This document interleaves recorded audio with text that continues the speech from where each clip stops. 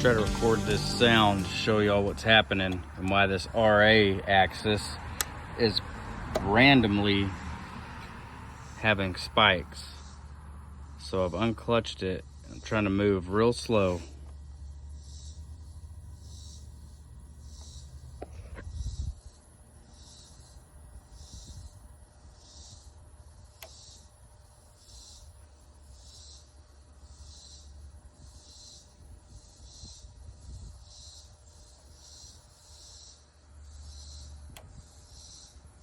So if you just heard that, that is the sound, and that's basically, it's hard to move this smoothly.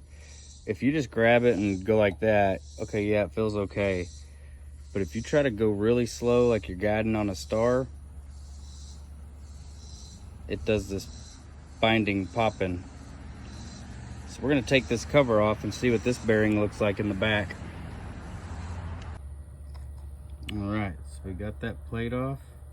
It looks like it's a China HRB 30208. And it is a big roller bearing with grease. I'm trying to get a look in here, but it's kind of hard. I think I see right there. I think some of these bearings are rusted up looking. Some of these roller bearings in there, if you could see that on the edge. But what we're gonna try, let's try to roll this thing real slow and see what happens.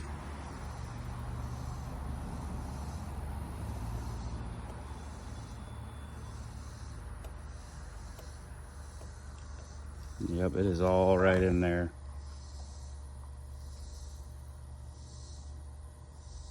Those bearings aren't rolling good. You can see them not rolling good. I don't know if y'all can see that.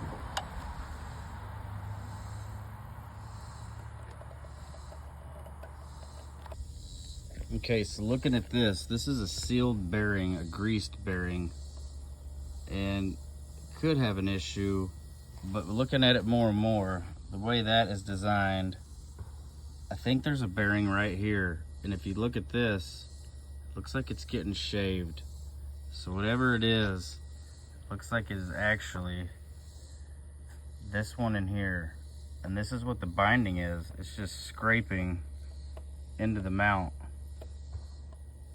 don't know if you can hear that popping.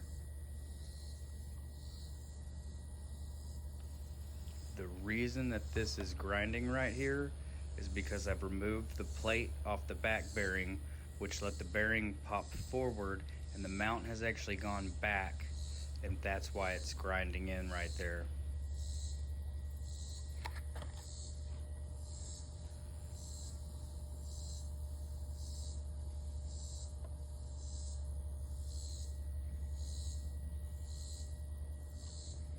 So anyhow, I think we have our issue. So we did that adjustment back here in the back, and we ran a couple days. When I tightened up the plate on that back bearing, it hit a real smooth spot, but I stopped, messed with it, and then I went ahead and tightened it all the way in, and it wasn't as smooth, but smooth enough to run and see. And now we're just feeling it, and when I move this, it's got real sticky spots. It's not smooth at all. Not, oh, see, there's some, oh, there's real smooth. Yeah, so all that, see, now this does not feel good coming back. It feels real bad. So we're definitely binding up. See, that's pretty smooth. We've got some rough spots in here, so we're gonna go ahead and take off this cover and see if we're gonna have to take the top plate off. That's about how much room we get with that cover off. I don't know if it'll be enough. We might have to disassemble this top to unplug everything to pull it through the middle, because we're going to be able to get our ring out, but we're only going to have so much room to work with this cover on. So let's see if we can do it. Okay, so a better look behind. Now, we did not have to take off any of the top. We took the cover off, and we took the home 3 screws out of the RA homing sensor. I don't know what you call it, you know what I mean. And then the Allens for the RA worm or ring gear. And so behind here, what you have is you have 1 Allen there and 1 Allen there. Now it looks like once you take those loose, you can unscrew that ring and it gives you access to a nut. It looks like that nut is what locks in that bearing along with these Allens inside here. So we're going to take this lock ring off first and then see what kind of adjustment we can do. Because if we move this thing, like I was showing earlier, ooh, even that just didn't feel too great. That's very bindy right there. You can feel it binding, especially going up like that. When you get it right, it'll just do that. It'll just fall because this isn't balanced perfectly right now. It should just fall. So once I hit the spot, I'm expecting this to just go shoo. So this is a good spot to set it. And now I'm gonna take this loose and see what we can find. Okay, so the little Allen lock screws there, they are 2 millimeters. And I went ahead and marked this thing just so I kind of know where I was in case it doesn't go right. But these in here, these are not Allens. I can't tell if they're bolts or if they're just alignment studs. I don't think you can unscrew those. I think the adjustment is all right here. I think you would have to take this out to get the bearing out. I'm kind of confused on how they did this, to be honest with you guys, because you got those 6 points around there, but back here you have no access. There's no way to get to anything, so it's basically just set in there. Very confused on that, but we are going to loosen this off and see what we can find. Okay, behind the lock ring is what looks like another lock ring with a flat spot taken out of it. I'm going to unscrew that and see what it looks like. So that spot's basically facing my white mark. All right, so we have removed both rings. The inside bearing that we're working with is a 3, 2, what do we got here? 32911. There it is. 32911X.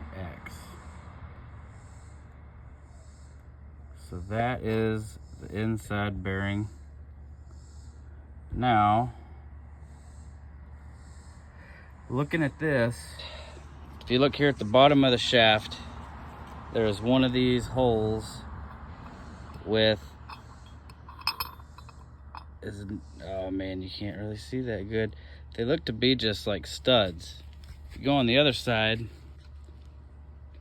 the head of it is right there behind the ring, it looks like, or it goes all the way through. So it doesn't look like you can unscrew or screw those in. It almost appears as though to do anything, I would need to remove this cap so the whole thing can come forward and you can pop this front bearing off. And I think once you get the whole thing out, you can access the back bearing.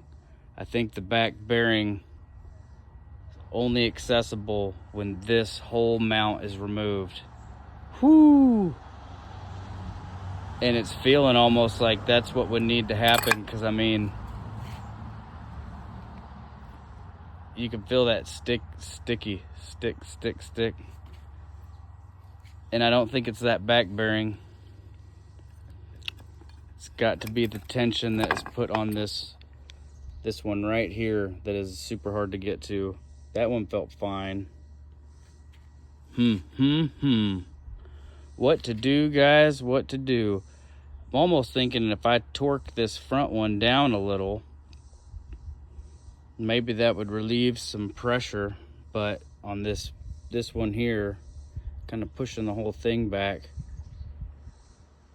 But I don't know. I may just be putting it back together and letting it run like it runs. But I think the next step would be remove this plate and then basically pull the whole mount off with both of these rings removed. Yeah, because I have a feeling if I loosen this off, that's gonna let this bearing pop out. That bearing would start popping out. And so if I pulled the whole mount off, 2 bearings would fall to the ground. Like I would need someone here ready to catch them as I pull the mount off and out. And that will get you to this back one. You'll be looking at this shaft and then somehow it attached to that. Because I think these are just alignment holes. I don't think you can do any kind of screwing or anything on them. I think they are just alignment studs. That's what it looks like. I don't know if tools that narrow to get on that stuff. Doesn't seem likely. All right, well, I think I'm gonna stop at that.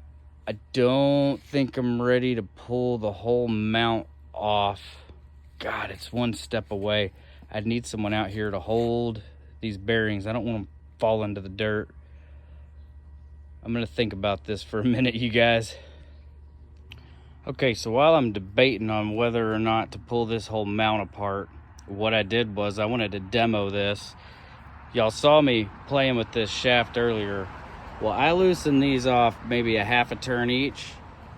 And look at this mount. This thing is just gonna start spinning and fall. Like there is no resistance whatsoever. If you were guiding with that, holy cow, you would never have a skip. It's just ultra smooth. It makes me not want to torque this cap all the way on, honestly. So essentially, when you loosen this cap off, this bearing is popping out. This mount is falling back, which closes this gap here. That is so smooth. I almost want to just put it back together and leave it loose. But look, you can see how much I loosened this. We'll watch this one turn. So maybe a turn. If you did this, is that like a full turn? Yeah, that's a full turn. Now look. With it torqued all the way on, once it hits a point, it'll go. But if I loosen that thing back off, so that was about a turn, well, that's a half a turn right there. Half a turn, and this thing just, it couldn't stop. It couldn't stick. There's no stick at all. But as soon as this bearing is pressed in, you get that stick action, and you can see that. I'll tighten the one above it. That's not even fully tight, but with it crimped down a little bit, see, it's still not too bad. So yeah, see, that stopped it right there. Now it's too tight. So somehow tightening this up is binding it up. We have got to figure out why. And like I said, I have a feeling if I take this cap off right now and pull that motor forward, it's gonna come off here. This whole thing's gonna come off. And that might just be what we need to do. But that's my demo. See that? This thing's sitting right here. We're gonna loosen that screw back off. Oh my God. And there it goes. That just released everything. This is like hyper tuned. So we got to figure out how to keep this from pinching without leaving this cap loose. Because I don't think leaving this cap loose is the answer think this needs to be tight so it can be sealed. And the front might be what's getting pinched. But this bearing looks like it just sets in there. Like it's just gonna slide out. Like if I could grab it, it would pull right out.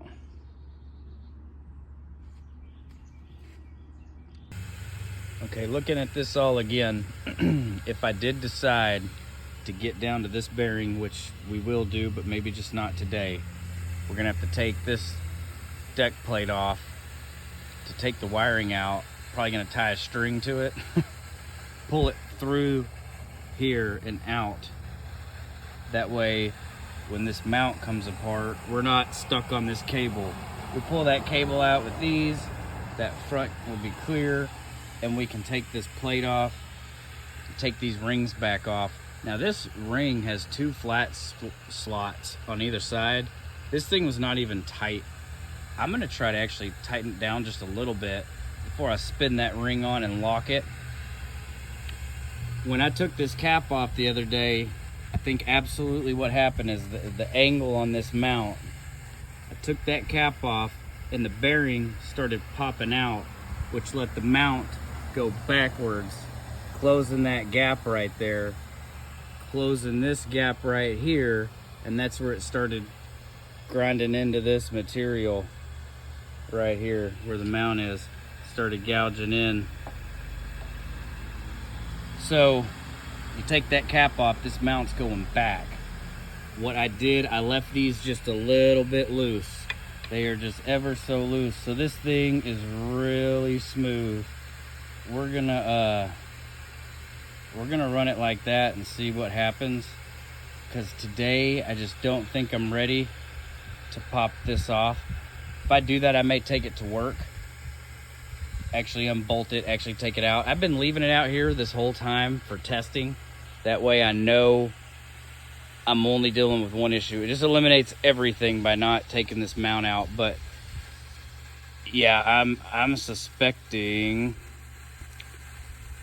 something's binding up when you tighten this all the way down, but you can't really, the way this is built, you can't adjust it very well. You have to set this bearing first, it appears, when the whole mount's off. Then you slide the mount on, put these 2 bearings on, tighten them up. I'm thinking if I tighten this bearing up a little bit, it may allow me to tighten this one up. It may be that this nut has come loose. So I'm gonna tighten this up a little bit more than what it was and see what happens. So this is the experiment we're gonna try, versus tear the whole thing down to pull this off to look at this rear bearing. We at least got the number off this bearing. We know the number on that bearing. Let's see what we can do with adjustment. Okay, so we finished everything up. What I did was I loosened off those nuts.